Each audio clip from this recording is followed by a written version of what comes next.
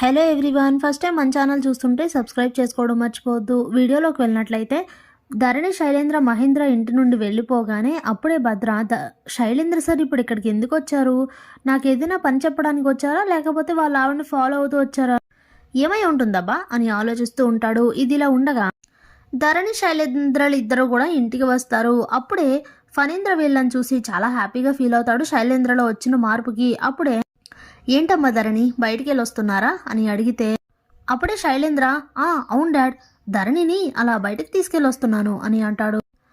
అప్పుడే ధరణి అది కాదు మావయ్య, అసలు ఏమైందంటే ఈయన అంటూ శైలేంద్ర వైపు చూస్తుంది. అప్పుడే శైలేంద్ర చెప్పొద్దు అని సైగ చేస్తాడు.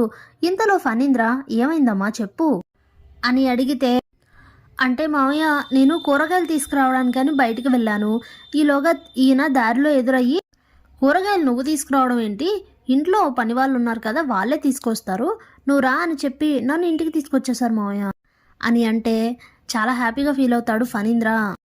మంచి పని చేసావు శైలేంద్ర, అయినా నువ్వు కూరగాయల కోసం వెళ్ళడం ఏంటమ్మా, ఇంట్లో ఉన్న వాళ్ళే తీసుకొస్తారు అని చెప్తాడు. ఇక సరే మామయ్య అంటూ ధరణి లోపలికి వెళ్ళిపోతుంది. ఇదిలా ఉండగా బయటికి వెళ్ళిన మహేంద్ర అనుపమ ఇంటికి వస్తారు. అప్పుడే భద్ర సార్ ధరణి మేడం ఇంటికి వచ్చి వెళ్ళారు అని అంటే ధరణి వచ్చిందా, ఇప్పుడు తనెందుకు వచ్చి ఉంటుంది అని ఆలోచిస్తూ మహేంద్ర సరే అయితే నేను ఫోన్ చేస్తానులే అని చెప్పి లోపలికి వెళ్ళిపోతారు. ఇదిలా ఉండగా రిషి అమ్మను అసలు చంపిందెవరు, ఇప్పటి వరకు అసలు బయటపడకుండా ఇంత బాగా జాగ్రత్త పడుతున్నారు, అసలు దీని అంతటికీ కారణం ఎవరు, ఇలా చేయాల్సిన అవసరం ఎవరికి ఉంది అని ఆలోచిస్తూ ఇంతకు ముందు వస్తారా, అన్ని విషయాలు మీకు త్వరలోనే తెలుస్తాయి సార్, మీరు ముందు కోలుకోవాలి అని అన్న మాటలు అన్నీ కూడా గుర్తు చేసుకుని ఆలోచిస్తూ ఉంటాడు. ఇంతలో వస్తారా భోజనం తీసుకొని వస్తుంది రిషి దగ్గరికి. ఏంటి సార్ ఏదో తీవ్రంగా ఆలోచిస్తున్నారు అని అడిగితే ఏమీ లేదులే వస్తారా అని అంటాడు రిషి. అప్పుడే వసు సార్ మీరేం ఆలోచిస్తున్నారో నేను ఆ మాత్రం అర్థం చేసుకోలేనా, జగతి మేడం కేసు గురించేగా ఆలోచిస్తున్నారు అని అంటే అవును అని అంటాడు రిషి. చెప్పాను కదా సార్ అన్ని విషయాలు మీకు త్వరలోనే తెలుస్తాయని, ఎందుకంత తీవ్రంగా ఆలోచిస్తున్నారు, ఇప్పుడు మీరు ఎంత ప్రశాంతంగా ఉంటే అంత మంచిది సార్, ఏమీ ఆలోచించొద్దు, ఇదిగోండి తినండి అని చెప్పి భోజనం పెడుతుంది రిషికి. ఇదిలా ఉండగా భద్ర బయట కూర్చొని ఉంటే అప్పుడే అనుపమ భద్రకి కాఫీ తీసుకొచ్చిస్తుంది.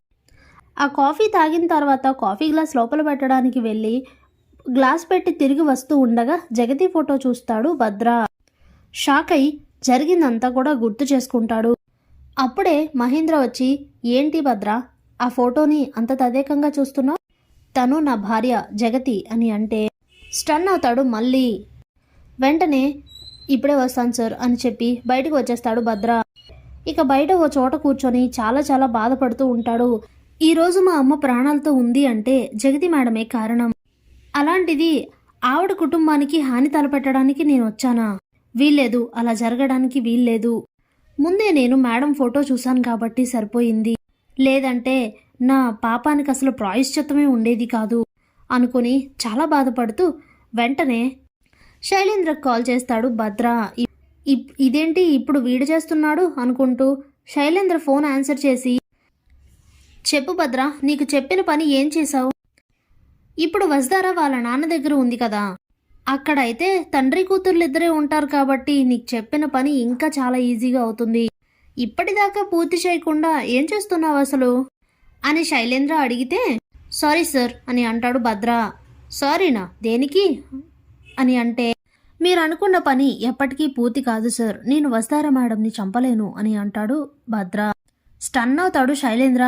ఏంట్రా ఏం మాట్లాడుతున్నావు అని అంటే నేను చెప్పేది పూర్తిగా వినండి సార్, వసుధరని నువ్వు చంపకపోతే నాకేంటి, వేరే వాడికి ఆ పని పురమాయిస్తే వాడే చంపేస్తాడు అని అంటారేమో, వసుధరకు కానీ రిషికి కానీ మహేంద్ర సార్కి కానీ ఎవరికైనా ఎలాంటి హాని తలపెట్టాలని మీరు ఆలోచించినా నా చేతిలో మీ ప్రాణాలు పోతాయి జాగ్రత్త అని అంటాడు భద్ర. స్టన్ అయిపోతాడు శైలేంద్ర.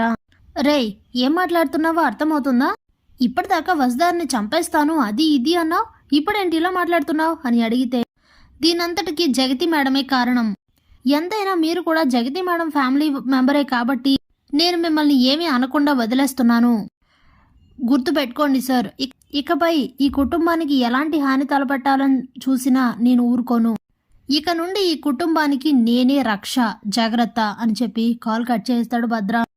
మైండ్ బ్లాక్ అయి అలా ఆలోచిస్తూ ఉండిపోతాడు శైలేంద్ర. Thanks for watching.